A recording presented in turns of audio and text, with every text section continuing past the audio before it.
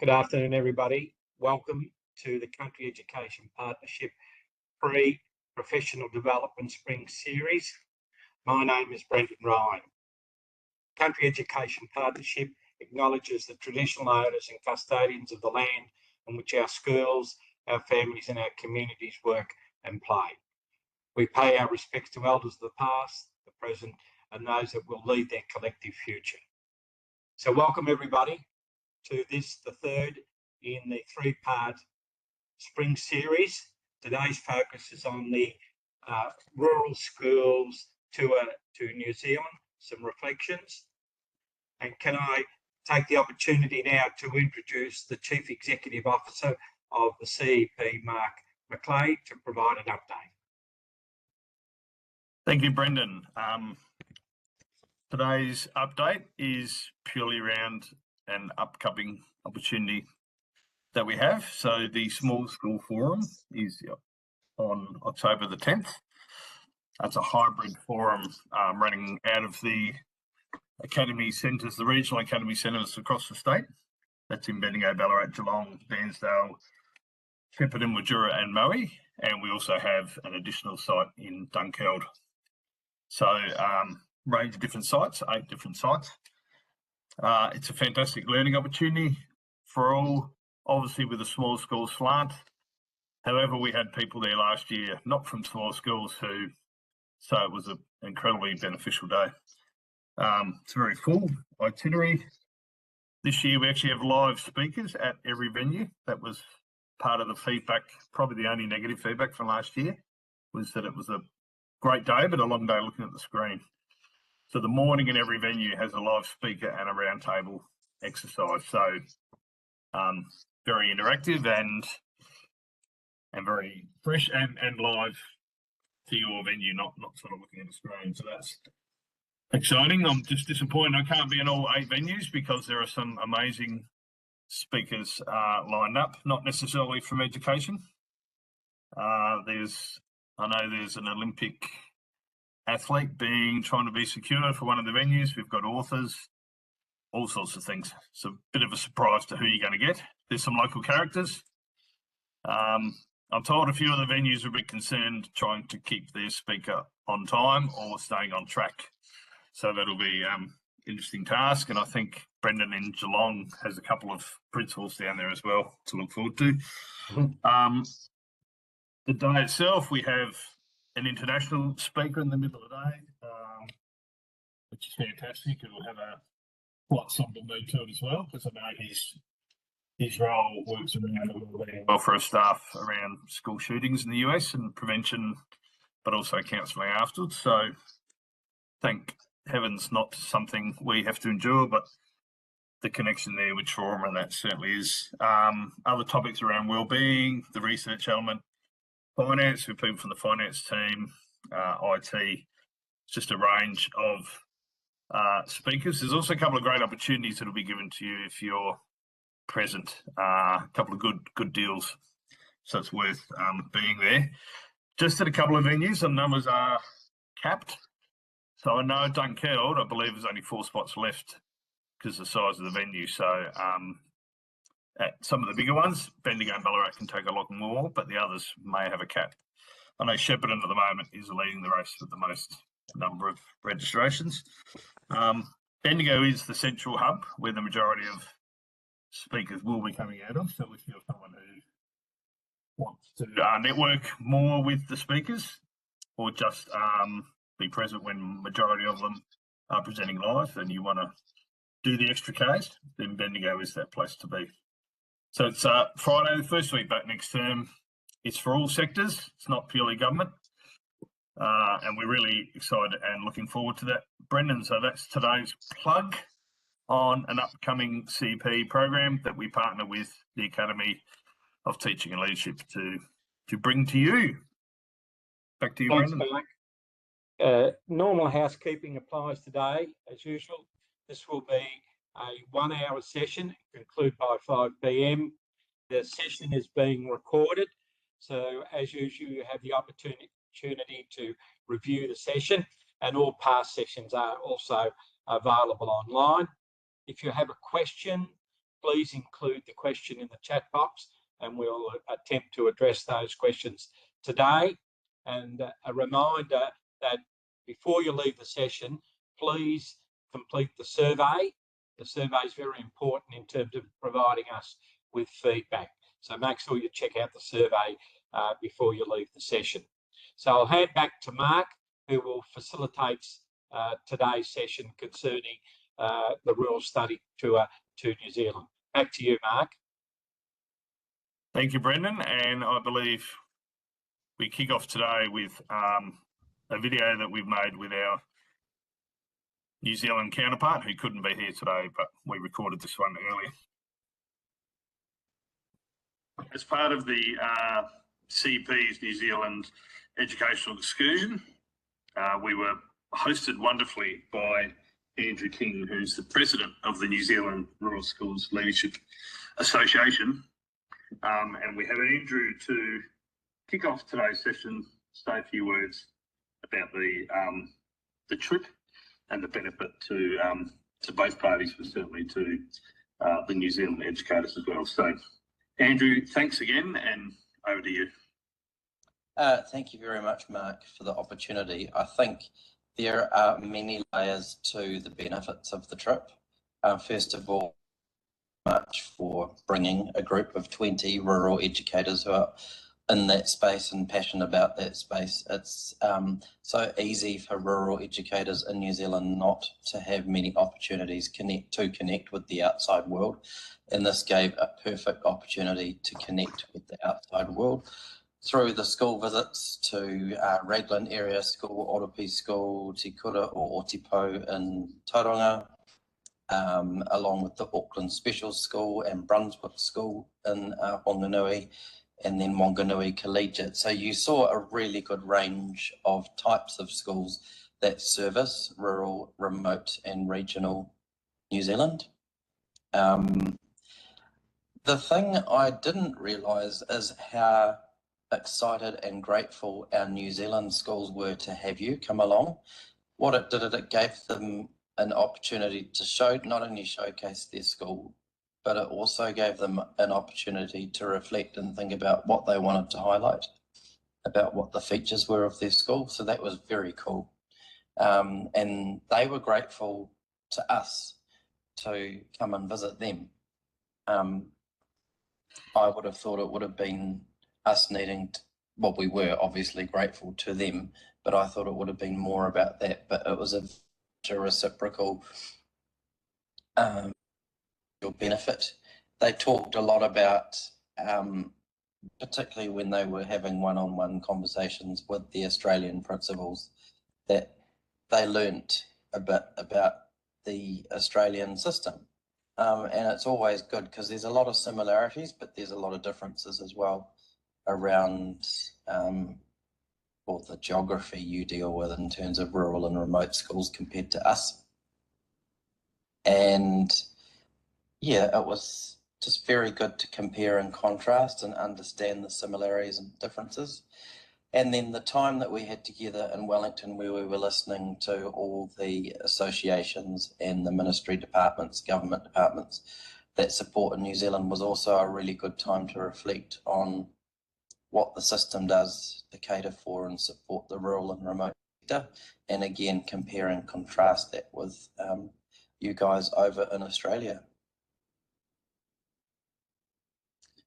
Thank you, Andrew, and thanks again for that introduction to today's session. And we look forward to seeing you soon. Thank you very much.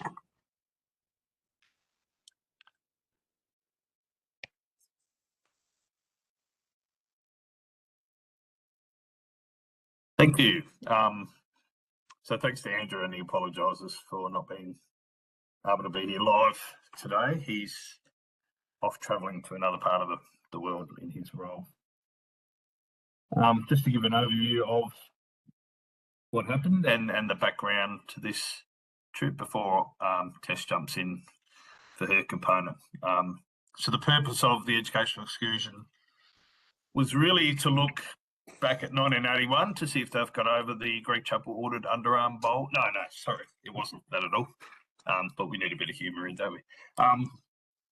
No, the purpose was multi-range, but looking at best practice, their curriculum, pedagogy, leadership, the Māori perspective was something we were really enthused and keen about. The rural element was obviously a significant part of our work. All but one of the schools were rural schools, so we're keen to get that context and really keen about the interaction of community and the environment within the schools. And that were just some of the things you don't know what you don't know. So the 20 Australian educators who went over there for 1 week, quite a few educators knew a couple of others. We had some who didn't know many others on the trip, but networks and bonds were formed very quickly. There were 4 days visits to rural and regional schools, and then 1 day meeting with all the key stakeholders and education ministry officers. It was interesting, that was the last day.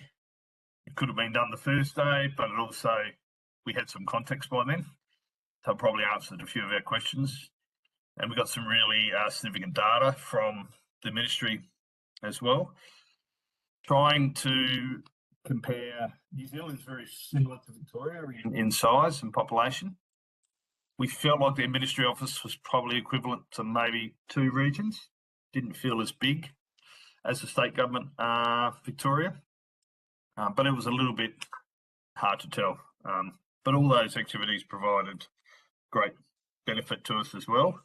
And we were able to interact with a lot of their educators one-on-one off to the side, which was great to have those personal conversations. So let's give it a bit of context to the day, and I'll pass over to the next presenter, which I believe is Tess.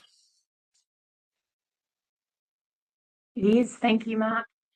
The whole trip was fabulous, and yes, it was great to connect with educators from overseas, but also with the principals that were on the group and get to know more people in our own state here in Victoria. I'm talking about how we saw a great example at Raglan Area School, which involved learning within their natural environment where the school was set. But I'll just begin at the start. We had gone to Auckland Special School in the morning, and then we went to Raglan Area School in the afternoon. And this was the first time that we were going to receive an official Māori welcome.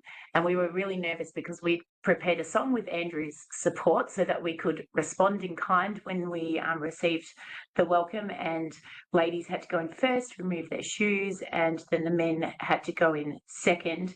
But the males had to then sit in the front row. So we were sort of having a great cultural experience as well, and just sort of being thrown right in it. But once we had the welcome, which was beautiful, we got down to business and chatted with the acting principal at the time, Quentin, who was lovely, very passionate about his school, which was for years 0 to 13, so equivalent to our P to 12s here, and they ran 2 streams of learning, the English medium and the Māori medium.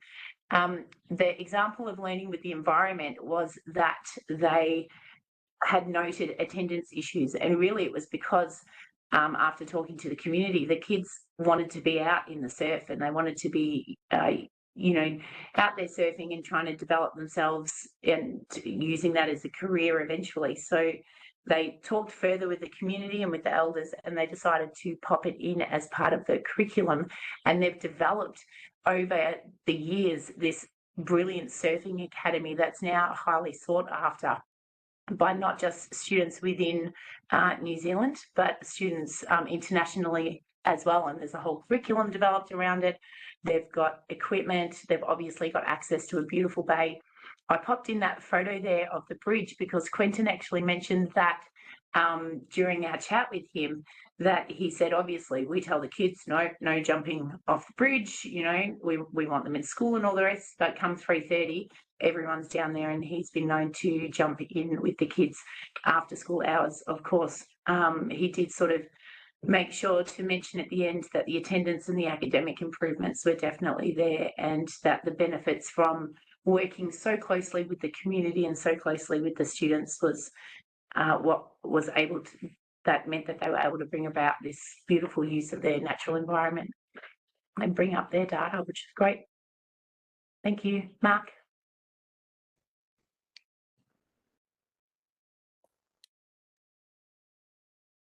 Thank you, Jess. This is not, I don't think it's me talking to this slide. I'm not sure whether. No. Jess, is that you speaking to that? No, it's me. Alyssa, great. Having you, Alyssa. Do you want to just go back one, Maddie, please? That's a well-oiled machine we have. Yeah. So before I start, I want to preface this with I've practiced this many, many times since I've got back from New Zealand. So on the screen at the moment is a typical mehi mehi, which is a example of what Andrew gave to us or gave to our presentation every single time we arrived at a school. This is a version that's not for a non-Maori, so forgive me for my pronunciation, but te koto katoa, ko William tō manga, ko Hopkins tō awa, ko Moruna tō wagi tupu, ko Moisten tō Kayunga hu, ko Willora Primary tō kura, ko McMahon tō wano, ko Elisa Keeler tō inoa. Tō raya, tēnā koutou, tēnā koutou, tēnā koutou katoa. So basically, every time we arrived at a school, this was an amazing immersion into an introduction, which all kids, families, teachers, all have their own story, which goes along. And I think you can see on the screen there an insight as to what I was kind of trying to say was they introduce themselves in relating to the mountain that they associate to, the river or sea that they associate with that is nearby, where they grew up. That was where I live, my school, my family name and my name. And of course, they input a lot more into theirs, which reflects their tribes and sub-tribes. So that was just a little bit of a insight as to what kind of things we got to experience. And on the screen there, you can see some wonderful photos of Mark and some of our students that we got to see. So during all of our visits, it was really clear that there's been a great investment in culture at a school level, a huge commitment of time and resources to embed routines and protocols and expectations to acknowledge the history and culture. And this has been a massive process for some of those schools. Families are given the opportunity for their children to experience more Maori culture, with many schools offering optional classes all the way from a partial to full immersion or inclusion in their daily learning opportunities. And this was evident at one of the schools we visited, was Te Tupu. I'm sure I didn't say that right, so apologies, Andrew, where they offer their complete curriculum presented with Maori beliefs, traditions and cultures at the very forefront of every single thing that they do, which was just brilliant. And for those kids that attend that school, assessments also include the ability to perform some of the traditional customs and performances that we were very lucky to witness. And you'll see an example of that in a moment. What was observed by our study group was honestly truly mind-blowing and very humbling. The incorporation of the culture within the students' learning and our welcome performances that we got to see at every school really made us to reflect deeply about how our schools could improve what we do, and about how some of our schools are really missing that deep connection to country and how we could improve that. So we were really privileged to witness these young people and their teachers capturing their passion and pride that they have for their schools and the respect that they have for their history. And on the next slide, Maddie, there'll be a wonderful little video of one of the things we got to watch.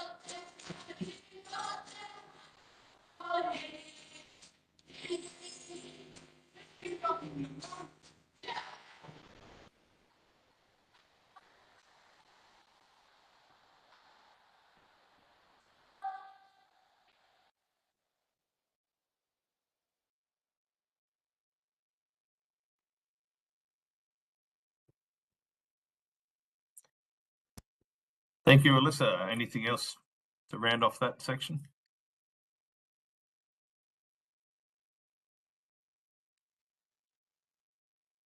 Thank you. We just apologise for the sound there on that one. I'm just going to speak on community. The really significant learnings for us was the connection to all the NZ schools that we were able to see, that connection to the community. One principal actually spoke about, she goes to the monthly Māori meetings as part of her role, and talks about how their school can do better by the community and ways to interact. It was just a really interesting insight into that.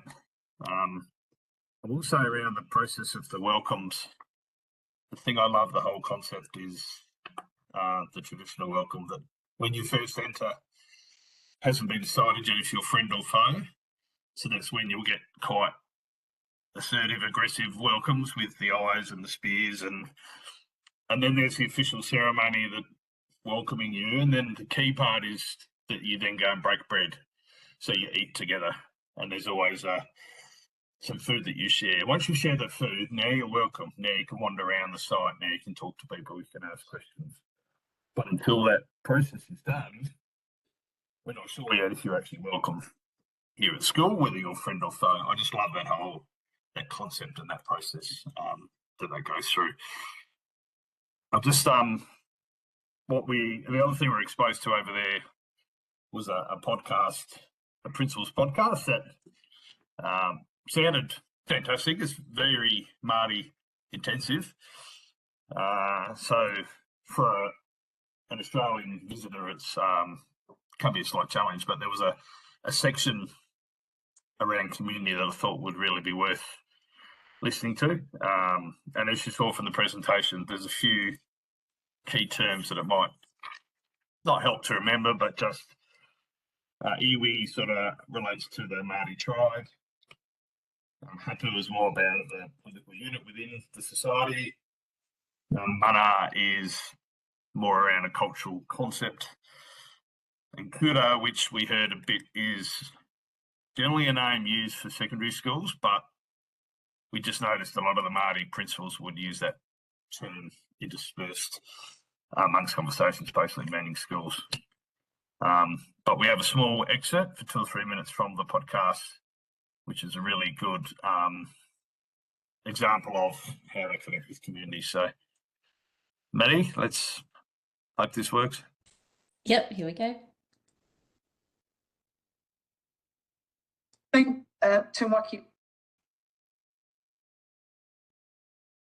Welcome.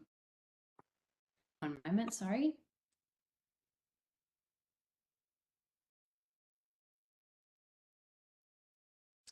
It's saying it can't play it right now, Mark, so I might just need a minute and I can come back to it. That's all right. We can head off to the next slide and you let us know if we can. No worries, thank you. You're able to bring up the presentation again.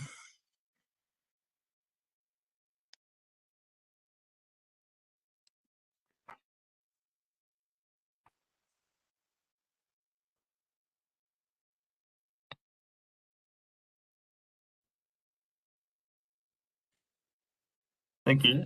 One of the venues we visited was the Auckland Specialist School. I just want to talk about one component, and then Jodie Waters from Swan Hill Specialist School will add a few words. So we found it really interesting, the model, that there's a hub school where there seemed to be a small number of students, but the majority of settings were within other school settings. Different to in rural Victoria, we've got sort of Seymour and Maryborough as examples where the specialist school was within the school.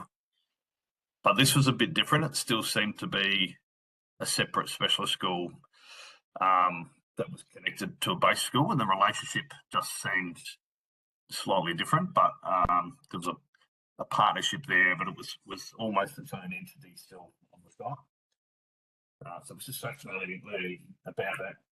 I'll just go across to the key statements and practices document, which the more I looked at, I actually thought for anyone who's ever had a class with students on the spectrum or a range of abilities, some of the things really just hit home to me. I know they're very much specialist focused, but the more you thought about it, I thought, well, this is probably every class. So a couple of key ones there, visible structures and routines, that importance of having routines. But I love the one that says repetition with variety.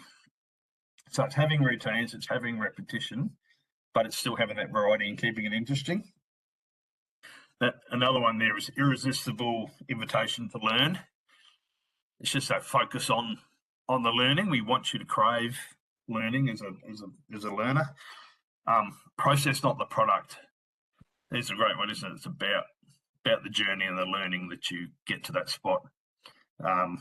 So yeah, just to be a reflective detective is another component to it. That's about that want to learn, want to be inquisitive, that curiosity part, which I think is critical. That's sometimes in mainstream Victorian schools, occasionally you can get a bit lost in just following the curriculum verbatim and losing that side. And before I pass to Jodie, just one thing I loved, spoke to the principal. Someone from the group raised about how do you deal with sort of a behaviour issue, a challenging behaviour. And I love their response. The first response was that we look at the lesson to see is the lesson being engaging us. Thanks, Maddie. I just got the message now. We'll go back to the rest of this section. Has the lesson been engaging enough? Is that the reason why the behaviour is occurring?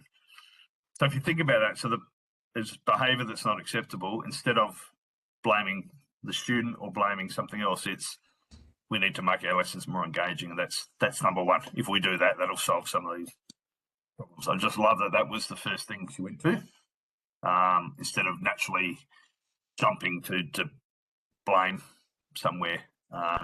Just saying we need to do better. So Jodie, over to you. Thanks, Mark. As Mark said before, the units, the way they're set up in schools are very similar to what we've had in the past called satellite units. So Swan Hill Specialist School had several satellite units in the past. So we had a room in Kerrang that we would send a teacher, and we furnished the room, and we did all of that sort of thing and provided the teacher. It wasn't overly successful for us because people said, well, we may as well come to you 5 days a week and get what we need rather than just one. But I sort of looked at it and said, well, this is a great thing for keeping our kids part of their community where they live and where they grow, which is a little different from ours, where kids come from up to 2 hours away to access their learning with us. And Mark and I talked a lot about that, that he was talking about, going straight to, well, is it the lesson rather than the student? And we talk lots at our school around FOMO.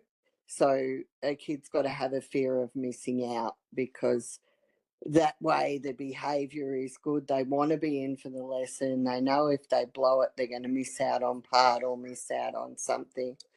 The big takeaway from me was that I was very glad to be educating students with disabilities in Australia. We appear to be way better funded. We appear to have access for many more students in schools, whereas in New Zealand it looked like it was students with higher needs were the ones more likely to access some support. I spent heaps of time with their principal, and they face the same issues as us: the travel, the space, the students who fall just outside outside the numbers to access it. But interesting, they don't stick with numbers. They don't have a hard, fast rule. You've got to be under 70 to get in. They look at the functionality of the student and the student's learning and their ability to cope. So that part was quite good. The other part, which I'd love for us to have, is that they receive the funding at the start of their schooling and it goes all the way through. So they're not continuously, redoing stuff with the hope that a child, the child that receives 70 doesn't accidentally get 71 and miss out. They were probably the main things. The cultural stuff, as everyone else has said, was just amazing. And we used our winning money from the VEEA to go and have a look at Darwin last year, and then joined in with this year. And New Zealand certainly have got a lot to teach us about culture and cultural understanding for students. And if you ever get the chance to take a tour, study tour opportunity, please do so. There was so much learning, and as much learned on the bus and having dinner and drinks as there was meeting with schools. So thanks to Mark and all the crew that got it all going for us.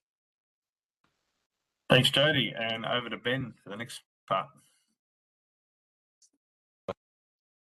Thanks, Mark, and I definitely agree with what Jody was saying there. Well, there's a lot of learnings to be taken from it. The networking that occurred on the trip was probably invaluable, and I know from then I've been sort of taking a lot of that on. So I'm going to talk to you a little bit about the idea of being risk averse, and what I'm saying here is that we are the ones that are risk averse. It is most definitely not New Zealand, and like any good PD and study tour, I think it's not always what you grab and take away, but it's how you use that learning to reflect on your own practice. And I'm going to talk to you and show you a little bit about, I suppose, some of the ways I've reflected since I've came back, and it's all around the playground. So I think as educators, we want our kids in the classroom to be risk takers, but I'm now starting to learn that maybe we're not pushing that into the playground. So let's have a look at the video and go from there.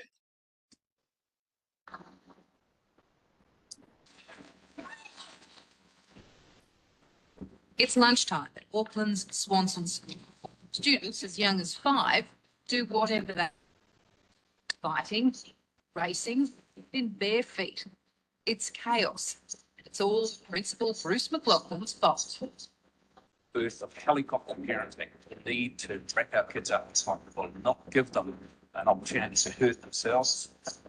And when you do that for the very best of reason, taking away a lot of learning opportunities. So 3 years ago, he didn't just change the rules, he abandoned them. The idea was to stop saying no. He didn't say, we can't do that, we just turned a blind eye. Over a period of time, we turned a blind eye to everything, because actually, nothing the kids were doing was a problem. Do you have any rules? I suppose there are rules that people understand are rules in society. You know, kids aren't allowed to kill each other. Curtis Waite was the first casualty. He broke his arm when he fell off his scooter during free play. His dad, Boy, was worried, not for long. happy that he's fallen off and broken his arm. Bad as that sounds to the parent, I'm not as happy that he'd fallen off and learnt his lesson and, you know, hurt himself at school and so on. Roy begged Bruce not to change the free-range play policy. Now the school claims to have fewer injuries than before it was introduced. The pioneers of this hands-off system are hopeful that it will catch on, not just in schools across New Zealand, but all over the globe. The reality, though, is that it probably won't. And that's because the New Zealand Ministry of Education allows schools freedom to try things like this. And there's a national insurance scheme which covers the medical costs of people who are injured. And that means parents don't tend to sue schools. In New Zealand, we do things perhaps a little bit differently. I think we like to ask for forgiveness rather than permission. So we just do it. And Swanston School keep doing it, Bruce says, as long as concentration and confidence in the classroom continues to improve. Danny Isdale, SBS World News.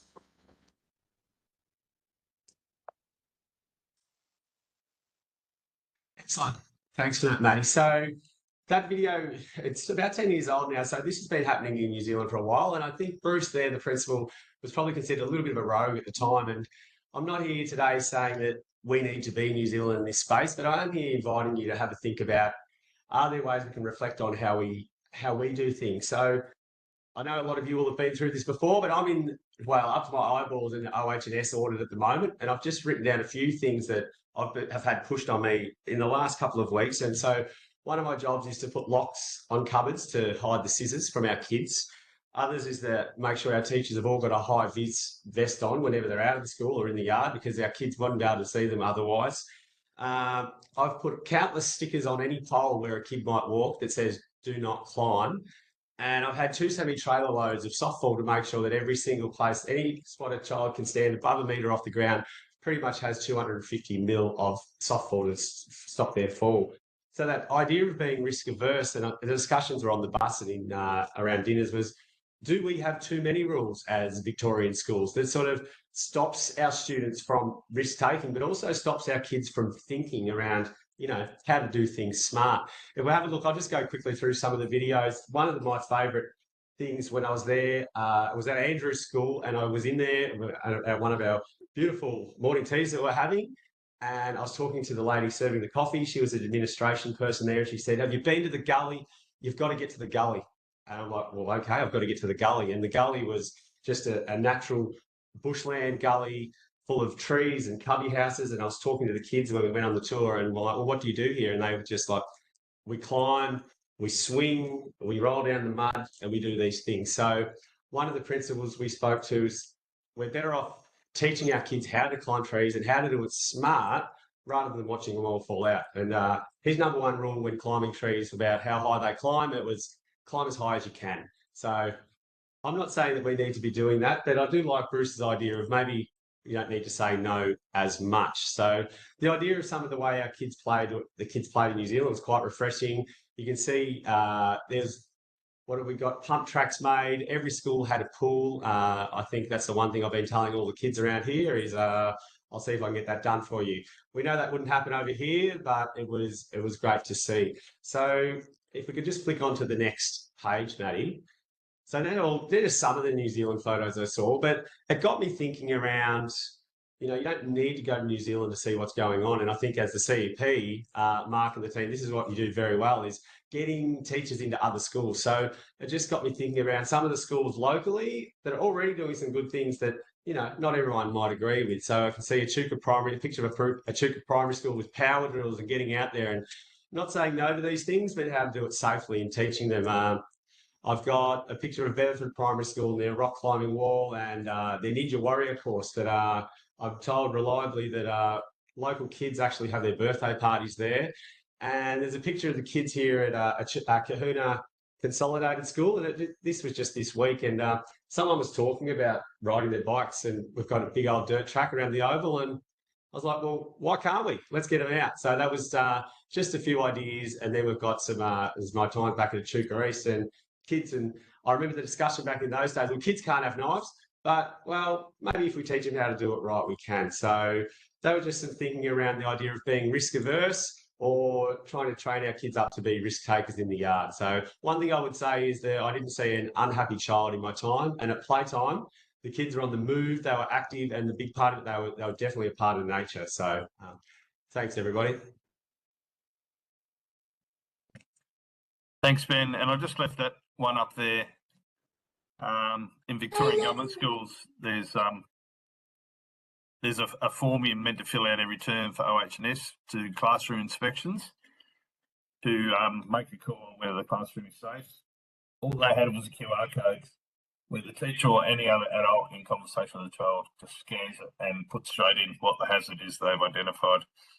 Far simpler, far less time consuming, but just as effective. And they had these QR codes for a few things. So just a different way to do it. Thanks, mate. Yeah, it looks fantastic. I think whack a few up, I think, Mark.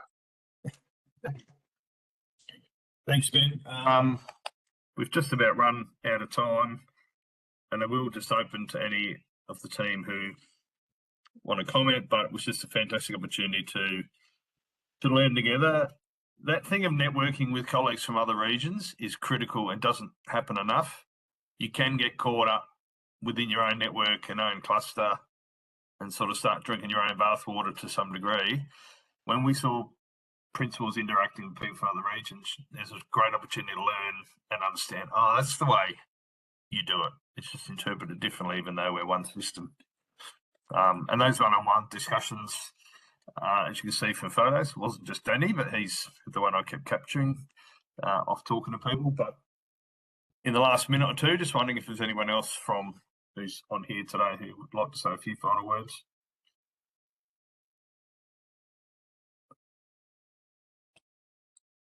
Yeah, can I just say, Mark, it was a fantastic trip and certainly worthwhile, and I would recommend it to anyone if it happens again, which we hope it will. Probably my highlight was when we actually went to a Maori school, and it was full Maori, so the kids learn, and the video Alyssa showed was from that school. So even though they're committed to the education department requirements of English and maths, a lot of their teaching is the Maori tradition.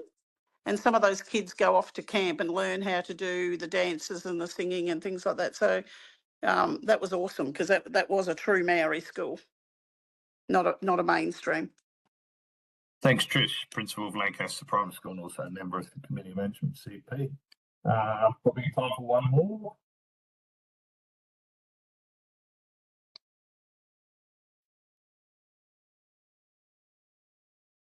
Shane, anything from you? I'll put you on the spot. No, I think people have covered it really well, but I just found the school visits were amazing, but I got some interesting things out of the discussions with the ministry. And it was interesting watching our rural Prins react to some of the things they do in New Zealand for their rural schools, and something as simple as the water tanks. If you've got if you're not on town water and you've got a water tank, you know, the support and funding that they got for that, you know, the principals in the room were pretty happy with that sort of approach. So there was lots of little things that, you know, we picked up along the way. You know, the support for rural schools. There's a rural school index, and if you meet that index, you get additional funding for rural schools and things like that. So yeah, little tweaks and differences were quite interesting to pick up on the journey. Thanks, Shane. And thanks everyone who's come on today. Yeah, we'll just add a couple of concepts. Principals are able to take these sabbaticals, apply for the thing I love. The school seem to accept that as a critical part to principals' learning, but also their own mental health and wellbeing. I didn't hear anyone sort of have a whinge that the principal was off on sabbatical, but they hadn't really heard a long service leave, so they were quite envious of that system in Australia. So things are roundabouts. But so thank you, everyone. The final component of today's session we're really excited about.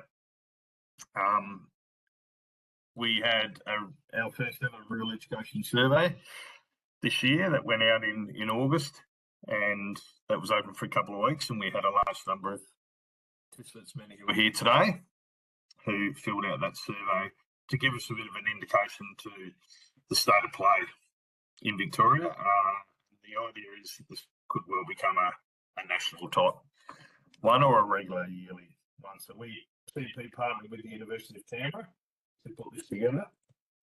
And while the final report isn't ready yet, Phil Roberts from the University of Canberra is today going to run through some of the key learnings from it. And before I pass to you, Phil, I will just say, if this isn't typical of a country town, I have to duck off a little bit early. I'm the licensee at the Avoca Golf and Bowls Club, and I'm on bar duty tonight at 5 o'clock. So that's life as a rural town educator, isn't it? You're juggling multiple roles. So if I disappear, that's where I've gone. Phil, we're really excited to hear some of the key findings from the report. Over to you. Thanks, Mark, and thanks, Maddie, for sharing the slides for me. Look, we've been really excited about working with CEP on this piece of work. It provides a really great basis for future advocacy and adds to the general pot of knowledge about advocating for rural schools in the policy space. So I'm going to run through some of this stuff reasonably quickly because we are compiling the full report. First thing being, the response rate was really fantastic. So there were 289 schools that received the email and 41% completed parts of that. So that's a 41% response rate. The average for a survey is around 15%. Now, only 59% of those maybe filled out the school details, but that's still way higher than a typical response rate for a survey. So we're really happy with that, but we will see it skewed towards the smaller schools. So in future iterations, we need to think about the larger schools and their response rates. If you move to the next slide, Maddie, we can also see that more experienced teachers and more experienced principals, responded to the survey. And those with more experience in rural schools responded to the survey.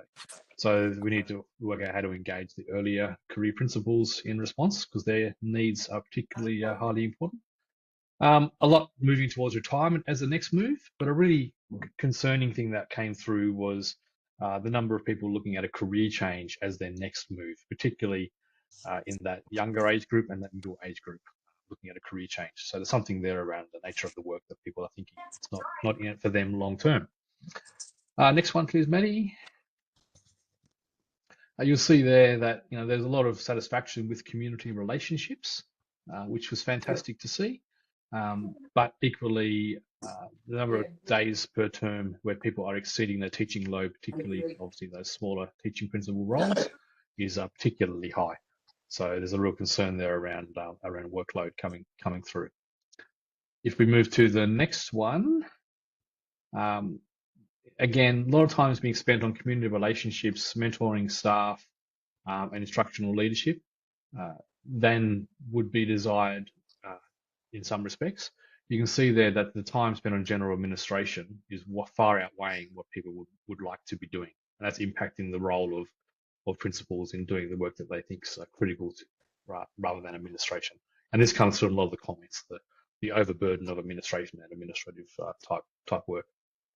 On the next one, Maddie, we will see that that's saying the respondents are saying, well, they're spending nearly 30% of their time covering playground duty, attending extracurricular activities because of staff shortages, or even taking classes at about 25 or 6% of the time. So there's a large amount of work that's going towards covering gaps in the staffing coming through. If we move to the next one, now this I included the full data here in its raw form. This works on a scale of 0 being low and 100 to being the highest, whether it's a positive or negative statement. But you can see that work-life balance is a real concern coming through. Getting home in a reasonable hour at an average of 39 on a scale out of 100 is not what we would be hoping for, and the view that workload is not reasonable coming through there. Good that people can take an annual vacation, but certainly is impacting family, friends, and general well-being. So there's an issue with the workload there, which I'm sure Mark and the team will want to take up with relevant people. If we move on to the next bit, so here we looked at some of the key issues and people's perceptions on those. The questions were developed up with Mark and the team about what are the big issues, and not surprising, I guess, to many, but housing was a huge issue and perceived to be getting harder than last year. Community services and medical access was hard, and access was seen to be slightly harder than last year. Recruitment and turnover was mixed, but certainly viewed as getting harder. So there were a number of concerns there. And staff support and PD was seen as being generally accessible in some way, shape, or form. A lot of the comments that people made, a lot of the comments that people made in this space were in relation to staffing, but particularly notions of community disharmony and paperwork being a real concern that was coming through. So dealing with issues outside of the school. If we jump onto the next one, here we were looking at a range of questions around how accessible education is in the community. And we've condensed a number of things together in this one overview slide. But basically there was a key theme was there needs to be better youth mental health services and before school care. They received the highest responses in terms of there being less access and higher need. University access was seen as moderate, particularly with country university centres, but curriculum breadth was still seen as an issue that's impacted in secondary schools. Interestingly, though, vocational education opportunities were seen as being way more available than curriculum breadth, which was interesting. And staffing systems and allowances for staff were seen to have a strong impact on that ability to provide curriculum breadth. Certainly mathematics and science staff that we know about being an issue was seen as being of concern, but actually access to creative arts staff was seen as being less accessible even than maths and science staff. So it says something about the breadth of curriculum might offer in schools. And there was a mixed view on blended learning and a moderate view on extracurriculum options outside of school. So having music and language teachers come in, etc. Bus costs were strongly seen as limiting access to professional development and extracurricular activities, especially when people didn't have their own school bus. And I think what came through really strong was the view that online is not a substitute for kids to access extracurricular activities. There was really strong disagreement with that statement. And I guess not a surprise, the recent change with the time in lieu provisions was strongly seen as limiting extracurricular activities because of the flow and effects that happened there. If we jump on to the next one, staffing was a big issue, as we know. Big issues filling vacancies, seeing principals taking classes and attending extracurricular activities and playground duty, as we saw earlier. So that just go back one, Manny. Sorry. Yep. Oops, sorry. Interestingly, schools reported a low number of early career teachers. So people coming and staying was an issue, but there was a strong view that pre-service teachers are not well prepared for working in rural schools, and that they needed to be specifically prepared for these contexts. So that's something that's been an issue for a while. In terms of incentives, that have been successful, the permission to teach was certainly seen as being a huge win there, as well as targeted financial incentives. I'd note just in relation to the New Zealand stuff that a few days ago, New Zealand just announced an increase in bonded scholarships for rural teachers. So all the two-way communication with CEP and others has certainly helped in that space to enhance the condition for the rural teachers in New Zealand in that respect. School-based incentives and graduate teacher provision were seen as being important. Interestingly, housing was not seen as being an incentive, probably because the earlier data was showing that housing, both government housing and private housing markets, was seen as being largely inaccessible and unaffordable. So housing being obviously a big issue in getting teachers. If we jump on to the next stuff, we're getting in some of the specific programs now. In terms of leadership development programs, the most effective, or the views of the respondents were that on-the-job learning, informal prior experience and exposure to leadership in different school settings was the most effective form of leadership development. Formal courses were seen as being somewhat effective in developing formal leadership, but interestingly, coaching, peer collaboration and workshops were seen as not being that effective at all in people's leadership development. So that has implications for how we might structure learning for our middle leaders and aspiring leaders. If we jump on to the next one, the limitations were seen as particularly being online learning and distance and funding. So people really basically said they don't want to do online learning. So that says something, and I guess that's consistent with other jurisdictions, and there are other ones that's been a concern. People want to do face-to-face learning and have that opportunity, and the benefits just seen in New Zealand, for instance, there. The frequency of engaging in leadership development was not all that high, so there's certainly work to do around this and the way that we can make it accessible for people in a way that they feel valued. The bit that really comes through equally there was a lot of the leadership development that was offered was seen as being irrelevant to rural contexts. So that notion of doing things in rural schools in a particular way that comes through some of the results was certainly driving some of the decisions to not engage, in addition to things like online and distance and funding. If we jump to the next one, and there's only 2 more to go, in terms of clustering, the benefits were certainly seen as being student engagement and shared extracurricular activities.